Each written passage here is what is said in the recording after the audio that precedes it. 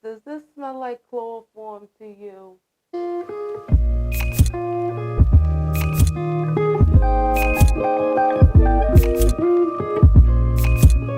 Hi, I'm Holliday, and this is Looking into Evil and Diamond Painting. I will be doing a diamond painting while talking about somebody evil. A diamond painting is a picture that you put little diamonds on with specific pictures on them, and you line them up right, and they make a huge picture. This week, I will be following the picture I was doing last week. If you don't know what picture I'm talking about, I will put it up in the screen up top, and I will put a link to my last week's video down below.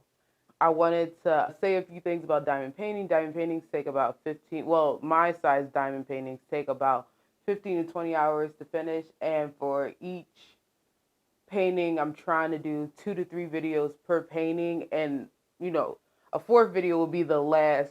That's it, because I don't think we should be on a tangent of 15 videos and still on the same painting. That's just wild. So this week we will be talking about Michelle Blair and the awful things that she did to her children, and her reason for putting them in a freezer. Let's start with filicide. Is when a parent, a mother or father, kills their son or daughter, or one parent kills both children. We start off with an eviction. Michelle Blair, which I will be calling her Blair throughout the whole story. Michelle Blair is being evicted on March 24th, 2015. She is not home at the time of her eviction, and the eviction party starts to get started on basically removing all her items in the house. I'm sorry if you don't know what this is. This is my huge diamond painting tray to do this section right here. Starts off with her being evicted because she hasn't paid her bills, and the background story about her not paying her bills is that she is getting welfare and government funding for her kids and for herself, but for some reason the money is still just not is being wasted. It's not enough for her to keep going. So her family, she started to ask her family for money, and eventually they cut her off because they believe that she needs to get a job and she needs to be able to sustain herself and her 4 kids. They tell her no, that they're not going to give her money, so she decides that, you know what, forget it then. I won't ask y'all for anything. So she is not home the day she is served her eviction papers and the day she is being evicted. And the team is working in, they go into her house, they start working, and they see this giant deep freezer in the middle of her living room. So they're like, okay, okay. So they think that they need to empty out the deep freezer to make it lighter, see if it's any food in there. So they open it and they find 2 of Michelle Blair's children inside the deep freezer. Now, let me backtrack a little bit. Michelle Blair has 4 children: Gabby, Stony, Steven, and Maddie. And the 2 children that were found in the freezer were Stony and Steven. If you see me looking down, it's because I'm looking at the canvas. And how we get to how Stony and Steven ended up in the freezer is when she decides to plead guilty. Once they find her children in the freezer, she's arrested immediately. It's not, oh, who did this? She's arrested immediately, and she decides to plead guilty and for a plea deal of life without parole, no death penalty. And with her plea deal, she has to tell the courts the crimes that she did and what she's guilty for. The story starts with one day Michelle Blair is coming home from wherever she's coming from. Gabby, her oldest, runs up to her mother and says, Mom, Maddie, her youngest son, Maddie is playing with his toys weird. Blair is like, what do you mean weird? So Maddie was playing with his action figures, but in a sexual way. He was making the action figures hump each other. I'm sorry, I forgot to add. There needs to be a warning. This story does involve child abuse and sexual abuse on children, alleged sexual abuse on children. She sees Maddie playing with his toys like this. She asks him like, "Why are you doing that? Have you seen it somewhere? Where did you learn it?" And he says, "Oh, I don't know." She asks, "Has anybody done these things to you, Maddie? Like, what's going on? Where'd you learn these things?" And he says, "No, nobody's done this to me, Mom." And then she says, "Are you sure?" And he finally says, "Yes, somebody has been touching me and has been doing these acts to me." As a mother, she asks, who has done this to you? And the response is that Steven has been sexually abusing Maddie. So Maddie tells his mother that he's been being sexually abused by Steven, and Blair snaps and immediately starts asking Steven, what's going on? Why is Maddie saying that you've done these acts to him? What's going on? And allegedly Steven admits to abusing Maddie, and Blair asks, "What have you done to your brother? You've been raping your brother? Explain what's going on here. Like, what have you done to him?" As Blair forces him basically to say what he's done to his brother, supposedly Maddie is next to her confirming all the things he's done. And allegedly this is what Steven did to Maddie. Okay. This is allegedly what Steven did to Maddie. Steven allegedly has, this is, remember I said this is graphic and this is has to do with sexual assault and abuse on children. So it's a warning. I'm warning you again. Steven has allegedly raped his brother. He has allegedly peed on his brother, and this is all abuse on Maddie. Steven has made Maddie drink Windex, was taking his food, and there is a moment where she does say that she can't believe it, but allegedly Steven has ejaculated into Maddie's eyes while he is sleeping. Yeah. So hearing this, Blair snaps in a fit of rage, and she starts beating Steven in the head.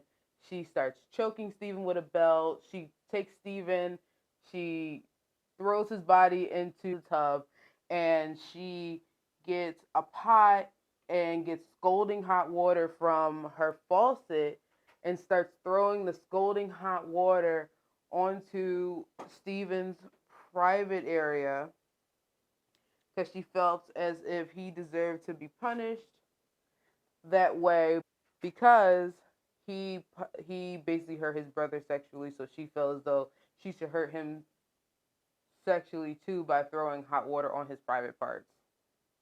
So this repetition of the abuse lasts for a couple of days, and then eventually Steven can't take the abuse anymore and he ends up dying on August 30th, 2013 from one last attack from his mother. She decided to put a plastic bag over Steven's head, and he couldn't survive the abuse anymore.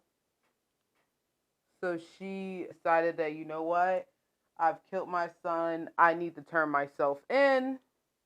And she's talking to her son, Maddie, about her turning herself in. And supposedly, Maddie tells her, "No, Mom, don't turn yourself in. I basically need you to help take care of me and everything. I need you here with me." So Blair decides to put Steven's body in a deep freezer that's in the living room. So, as you know, Steven has now passed away, but then 9 months pass, and Blair finds out again from Maddie that he actually wasn't only sexually abused by his brother Steven, his sister Stony, who was 13.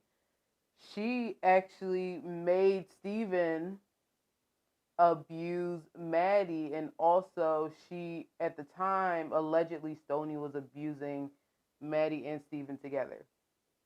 The acts that like Stoney did that made Blair snap out, because Blair snapped when she heard that her son was being abused by his older sister. She made Stoney tell her what happened. And supposedly, allegedly, Maddie is next to her again and saying what happened, what didn't happen. And allegedly, Stoney was sexually abusing Maddie as well. She was starving, like taking his food as well. She was raping Maddie. And also she would take her menstrual pads and she would squeeze them onto into Maddie's mouth. And Blair hears this and she again snaps. She does the same thing to Stoney as she did to Steven. And she throws, Maddie into the tub. She burns her with scalding hot water with from a pot, a huge pot with scalding hot water. She starves her. She strangles her with a belt and I believe a trash bag. She beats her severely in her head, and Blair actually says in court, because this is her whole confession in court for her to get life in prison, so she won't go through the trial. She says that it was an accident that I killed Steven, but I meant to kill Stoney. And you can see everybody gets quiet, like, what is she talking about? And the prosecution asks her, can you elaborate on that? And she she says those two kids were demons. They needed to be killed. I don't regret anything I did, and if I could do it again, I would. And it's crazy because they ruled that she was competent to give this confession, that she knew right from wrong. Calling your kids demons is like it was on a different level of what the F is going, like, what the F is going on. And to hear her say that about her kids was like, oh my God, like, you really believe that your kids like did this? The judge actually asked, did you see any of this abuse go on? Did you try to seek help?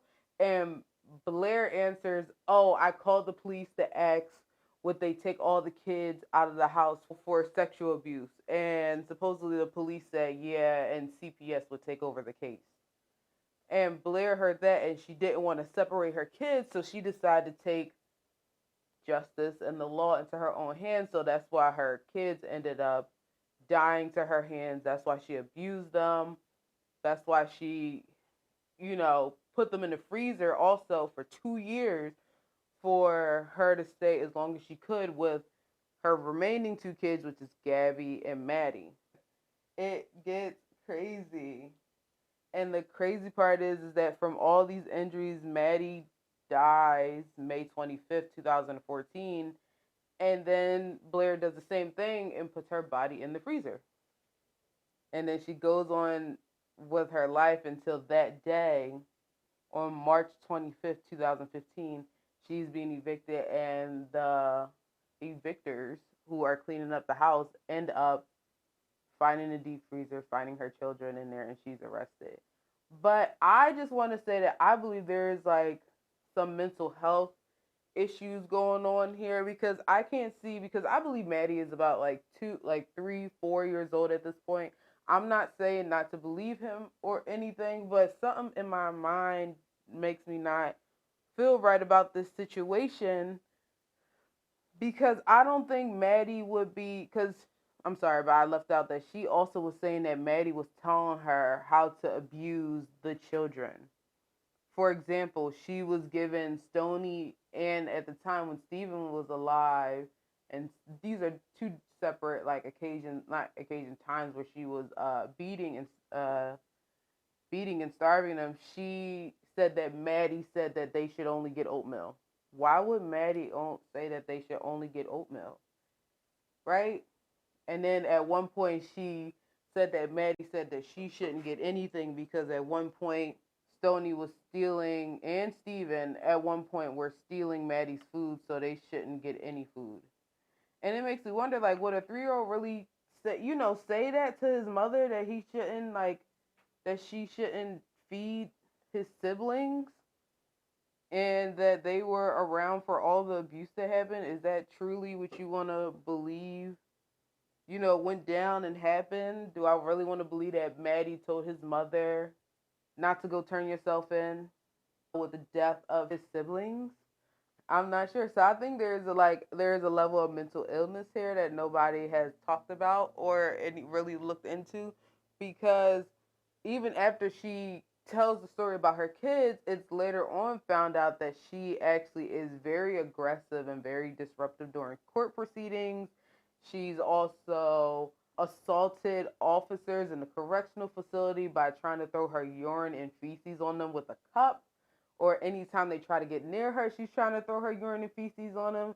And it's just like, y'all don't think this is a mental health issue at this point? You know what I mean? Because it later actually does come out that prosecutors did ask Gabby and Maddie if this abuse was going down or if they were ever sexually abused. And Maddie and Gabby say that they weren't. But they do say they were abused. And the crazy part is the person that they were abused by was their mother. Their mother, it later comes out, is that Blair was doing Gabby's hair and she burnt her with a curling iron. So Blair decides to beat Gabby with the hot curling iron, because I'm guessing she's blaming her for burning herself, so she decides to beat her with the curling iron.